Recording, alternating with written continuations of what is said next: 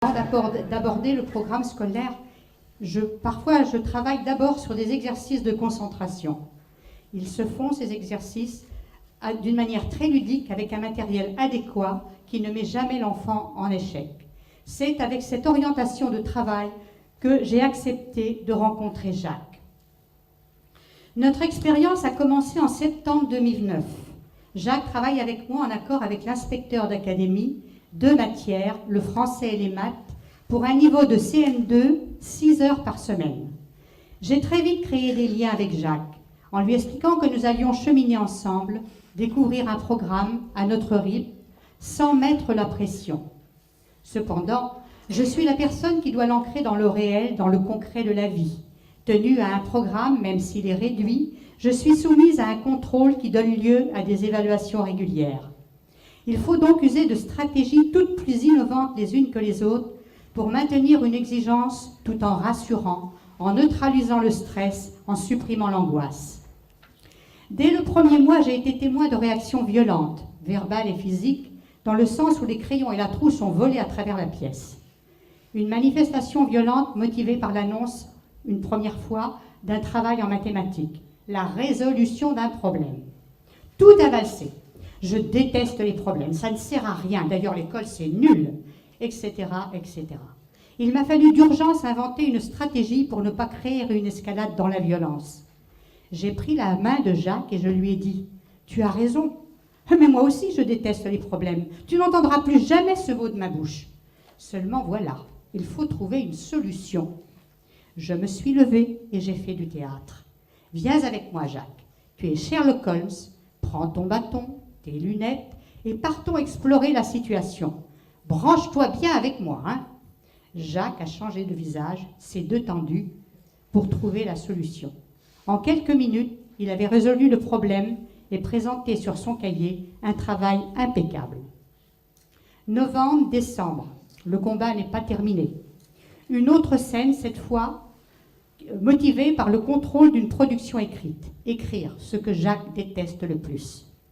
Il arrive, le visage crispé, l'œil noir, pressentant le stress, l'angoisse, la peur de l'échec.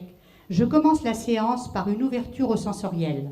Le jeu des petits animaux. Je cherche et je trouve. Jacques retrouve le sourire. Je lui présente le travail d'évaluation et lui propose de le préparer à l'oral pour l'amener à une production écrite et ainsi lui prouver que l'écriture n'est qu'un jeu dès lors que les mots ont été verbalisés. 2 minutes de bon travail et tout d'un coup, ce fut la valse des crayons. Une profusion de litanies en tout genre et la feuille de copie trouée, crible de trous et de l'encre partout. Vite, vite, une stratégie. Je me précipite sur 2 personnages de marionnettes. L'un est roi, l'autre l'intendant. Ce dernier affiche une mine sûre de lui. Je le surnomme Monsieur Je sais tout. À travers la pièce, je commence mon numéro. Dans ma main droite, j'active Monsieur Je sais tout. Je n'ai besoin d'aucun conseil. Le brouillon, ça ne sert à rien. Les consignes, je m'en moque. Le plan, c'est ridicule et les conseils de la maîtresse, je n'en ai que faire. Mais voilà, Monsieur Je sais tout. Il se plante, il a tout gâché. Je surveille du coin de l'œil l'expression du visage de Jacques. Que va-t-il se passer? Il est paisible. Dans ma main gauche, le roi. Voyons, voyons, voyons. Je suis le roi reconnu comme tel. Cependant, je n'échappe pas aux mauvaises idées. C'est contraignant de réfléchir et encore plus d'écrire. Essayons d'y échapper. Mais je suis le roi, je vais le prouver.